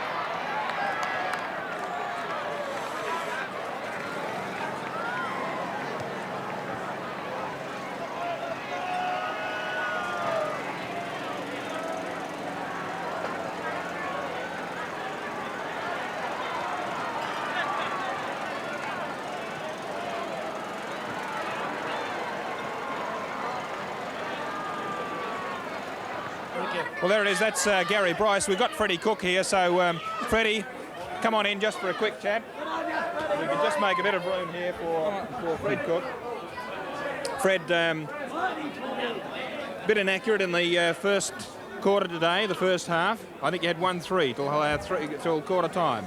Yeah, I suppose it comes back to the pressure of the final situation. It's pretty easy to go out against ordinary sides during the year and kick a bad for when everybody's on top, but people that don't play the game don't realise that how much pressure is out there to actually win and do the correct things all the time. But full credit must go to Ede, the fullback that played on me. He's a very tough opponent. He stuck close. He was very defensive all day, and I was just, I suppose, a bit lucky to get away in the last quarter and kick a couple of goals on him. But I don't know what Bryce has said to the Channel 10 viewers, but we only had about 2 or 3 good players for 3 quarters, and I think I could just had that gut feeling in the last quarter when it started. The rest of the team just wanted the Molders one and play. They remember back to the 1980 grand final when we were in a similar situation, and we came back, and you know, they all deserve a pat on the back. And next week's a different proposition. That's a fine compliment to Ede. What happened in that first quarter there? What happened in the first quarter, Fred, when you had that little altercation? Well, Tony Abay is probably the smallest player in the field. He went down, and I usually only get upset about once a year, and I think that was it. Did you get upset? I was a little bit upset, and I don't believe that a bloke that 3 or 4 stone ring wet with gumboots on should be knocked about like that, and I just... Right, OK, Fred. And there it is. We'll take this break and then hear from Rex Hunt and Ray Shaw. It's the big fellow, Chadban, getting the knockout over Austin. Comes to Rodder. Rodder downfield. Here's Cook out. And Cook jackknifed into the ball to take a strong mark 25 metres out. Well, he's moving this week, Rex. We criticised him a bit early in the game last week for staying in the goal square. Second quarter. Austin gets it down, comes down to Evans. Rodder to Billy Swan. And Swan now with the right foot kick high in the air. Cook's got a clear go at it. Coming behind him, and there's Melbourne. But Cook with a strong pair of hands. And again led out from the goal square, Rex. Had his eyes on the ball. And watch that there. Kelly will handball across to Austin. He'll have to be quick. Back to Bowden. Knocks it down. Intercepted by Chadban. Handball to Rodder across to Wilkinson. Wilkinson now a short pass. This is good football. Finds Evans on the half-forward flank. Oh, beautiful block there. Now he lines up the goals, but it's offline. Fred Cook is waiting for it. Positions himself superbly. Well, I got to say, This is one of the best games of football that I've seen Fred Cook play as regards positioning himself, Phil. Unfortunately, his kicking is letting him down, but he's positioned himself in front superbly today. He won't miss this one. Fred Cook now. Look at that concentration. There's the kick. I don't believe it. I don't believe it. Behind. What a bad day Fred Cook is having. Rex Hunter myself here was saying he won't miss this one. What do you reckon, Rex? Oh, no, I didn't say that. You did, Phil. It was your echo. And then he was retarded after he wasn't paid. Right, now it goes up towards Bryan, and Bryan at centre-half forward failed to take the mark. A pick up by Swan, who shoots for goal. And Cook, I think it was, who takes 2 grabs at it. A spectacular mark by Cook, right near the goal line. And that was the, I don't think it was an even, I think he marked it. Oh, well, if we got a replay, let's have a look at it. I tell you what, he didn't hold it long. Well, he took 2 grabs at it. Let's have a look at this as Here it we comes are. in towards him. No comment. No comment, Harry. All right, there's Cook putting it through for 4 points. Gets the shot and he gets the free kick. Chad Band grabbing it away from Austin, and Swan immediately goes downfield with the Bayer coming off the ground, and Bruce Davies coming on for Port Melbourne. Umpire blows the whistle. He's paid a free kick to Fred Cook. Fred Cook at centre-half forward with the free. Now with the wind behind him, he's well within scoring range. What's he kicked, Ian? He's kicked 1 goal, 3, and in addition to that, 1 out on the full. Well, that was against Plowman then, as Cook comes in, puts it on its way, and this is right through the middle. Another one up to Port Melbourne. They go to -14. A long time ago, Barry Vag, didn't he? Yes, he did. All right, now it's in attack again, up towards the forward zone for Port Melbourne, and it looks like a Port Melbourne mark from behind. The umpire's moving down, and I think he may have paid it to Fred Cook. Let's have a look at this one again. Cook in the middle of the pack as it comes down. Up he goes. 2 bites, or pushed away from him. Oh. Fred got his hands to it. It came out, and before it got to his hands for the second time, and Harold Martin's pointing out here on the side that the umpires were right back near the half-forward line and near the centre. So they were a long way from it. Anyway, Cook comes in. He's put it through for another goal for the Burrows. Ground, out wide it comes, but still no one able to break clear with the ball. Olsen picks it up. He goes for a blind hand pass, but it comes through to Rodder. Rodder hand passes to Swan. Swan lines them up with a long kick downfield, but to get the distance, Cook tries the mark, and I think he's taken a sensational mark. That's the mark of the day for sure. 26 minutes into the 3rd quarter. Let's have a look at this from behind. Oh, that is a mark. What do you think of that, Harold? Oh, great mark. You know, for a chap 35 years of age to do that, I couldn't do that when I was 21. Oh, he nearly missed it, but he's got it through to take Port Melbourne at 13-14.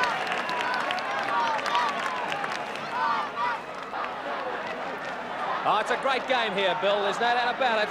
And slipping away to 11.5 minutes into this final term. Cook gets the ball down, and White is in front, but Evans showing supreme pace on the left boot. Cook should mark this. He does, and he should be penalised. 15-metre penalty on there, and he's going to give it to him. Good umpiring there. And Keith Hodgkin making sure that that invitation to the Borough celebrations tonight is still good. The crowd yelled for the penalty there, and I couldn't see Fred Cook missing this one, although he's let us down before. It's kick 4. The VFA star full forward lines up for goal number 5. Oh, this is a vital goal, and Fred Cook knows it. Punched over the top of the goal. 5 goals, Fred Cook. 19 to Port Melbourne. The game was won. Right. All right, let's see what happens here. And there's Austin tapping it out wide. It comes out towards Evans, and also in the van here is Warren. He can't get away with the ball at all. A pick up by Davis. Davis a port up towards Fred Cook. Cook hand passes to Anderson, and Anderson shoots for goal. It's there. And that's it. Bowden on an angle, but he's a good kick as he gets ready to move in. They're crowding the ground. The ball's on its way. And the goal umpire will signal a goal right on the siren as people raced across the ground. So that takes the Preston side on to 2014-134. Defeated by Port Melbourne, 21-15, 141. And have a look at this scene as we have a look at the match quarter by quarter. Thank you very much, Rob. On behalf of the VFA, I'd like to congratulate the Port Melbourne Football Club, Gary Bryce, Norm Goss, everybody associated with the club. Port Melbourne are undisputed champions of the VFA, 3 in a row, a great effort for Port, a great effort for Gary Bryce, and I have much pleasure in presenting the Ross Faulkner Cup to Gary Bryce on behalf of the Port Melbourne Football Club. Congratulations, Gary. Thanks very much, Al. Here we go.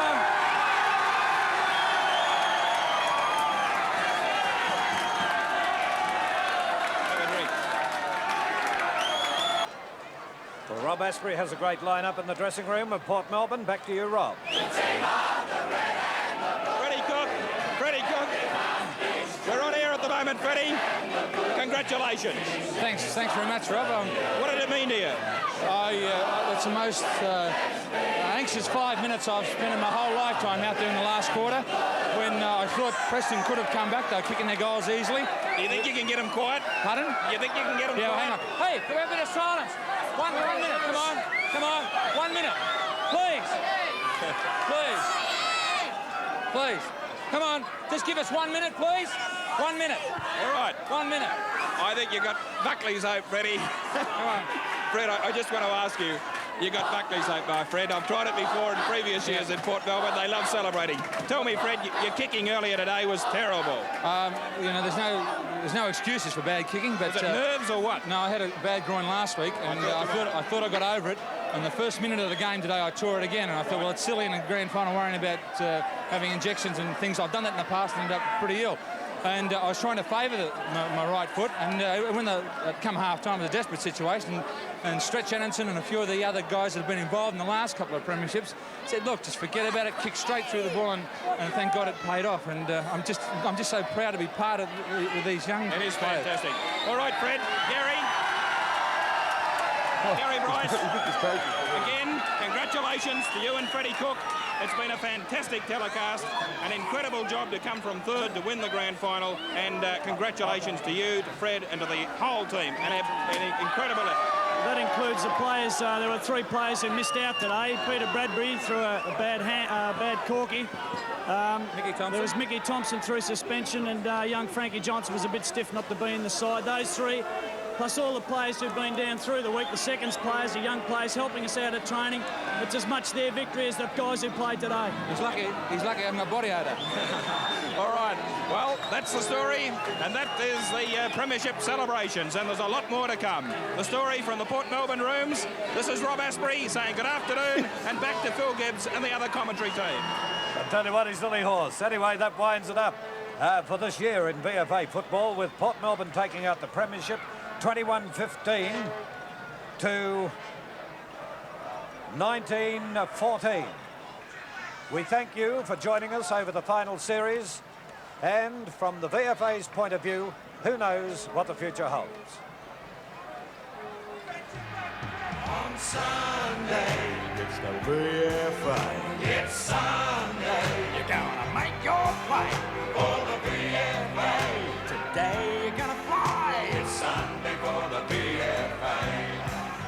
It's Sunday, yes, Sunday. It's Sunday for the VFA. It's Sunday, yes, Sunday. Yes, they're playing very well, as we see another little small brigade of Port Melbourne playing very well. Right, comments then from Ray Shaw. It goes up towards Cook from Glenn Evans, and the umpire blowing the whistle. He's awarded the mark. So we have Cook actually playing his full forward game from the forward pocket. He's only about 25 metres out on a very slight angle indeed. Port Melbourne certainly are first of the ball so far. This will be Port's 22nd possession, Sandringham 6. Now Cook, in his typical fashion, coming in with the Pumas.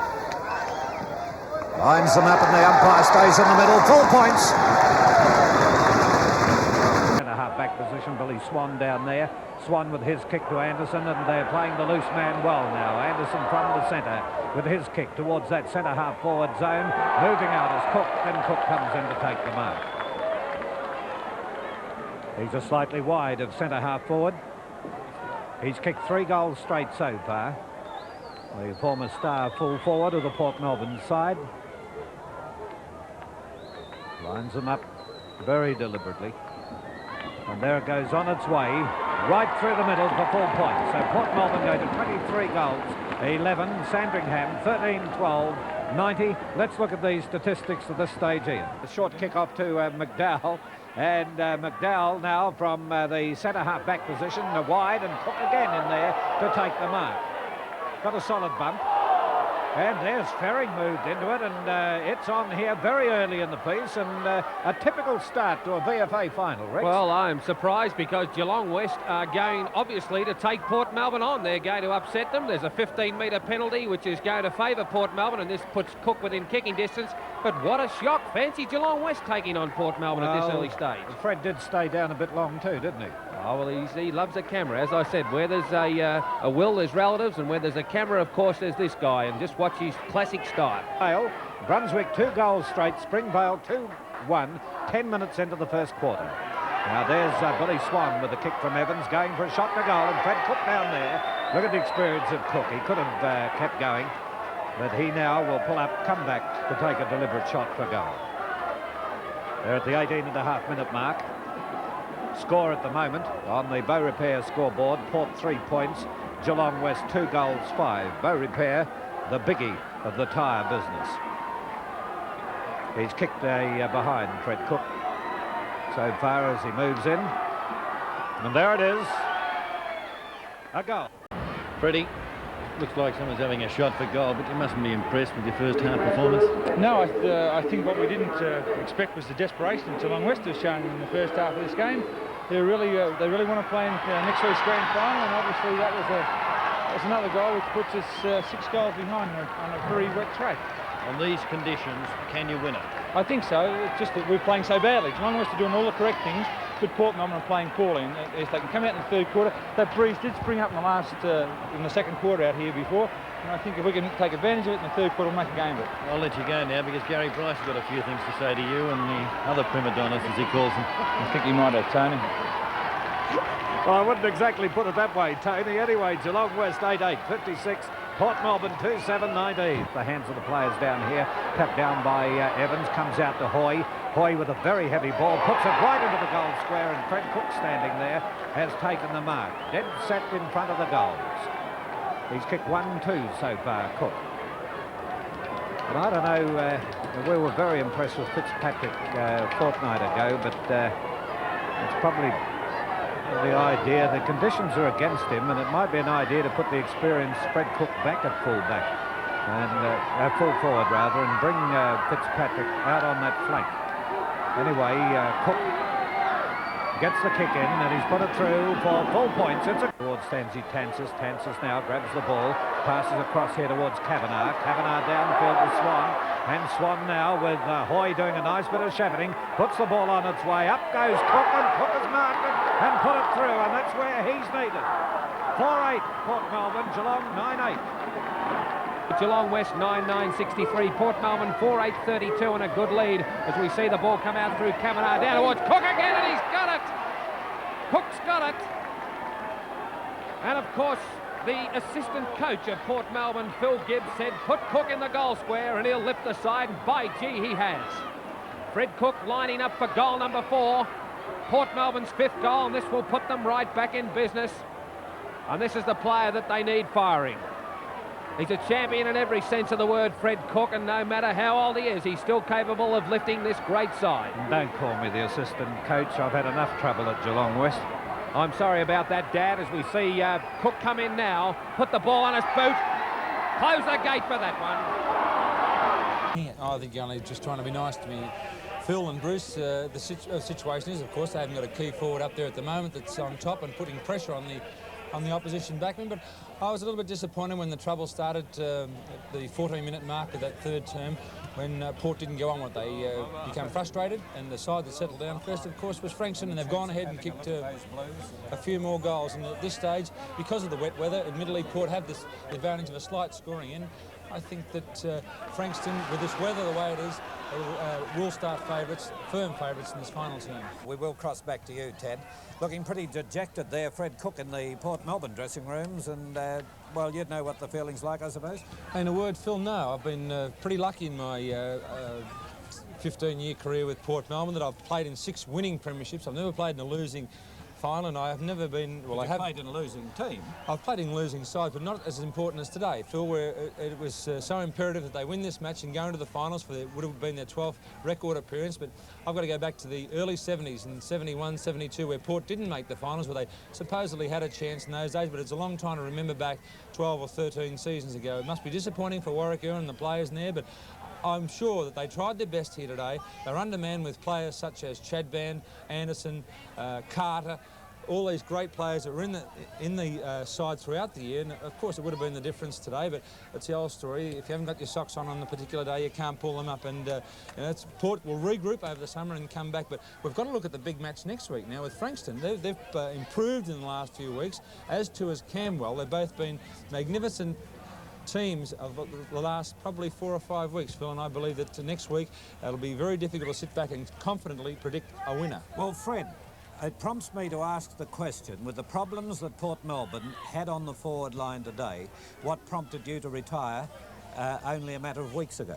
We had too many informed forwards at the time. We had O'Reilly, who was playing magnificent football, Jason Love, Arnold Brightis, who was out suspended today, finished his 2-match suspension. All these players were kicking bagfuls of goals, creating loose men all over the forward line, and I thought that we had 5 really good forwards to go on and fight out this year's premiership.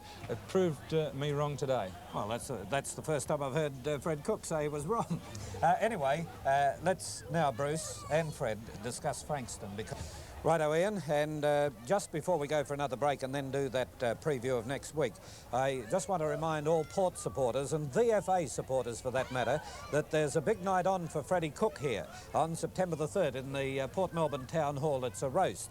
I don't know how far the roast will go, because I think there could be a few things that'll have to be left unsaid, Fred. Will you be there, Phil? I think I might.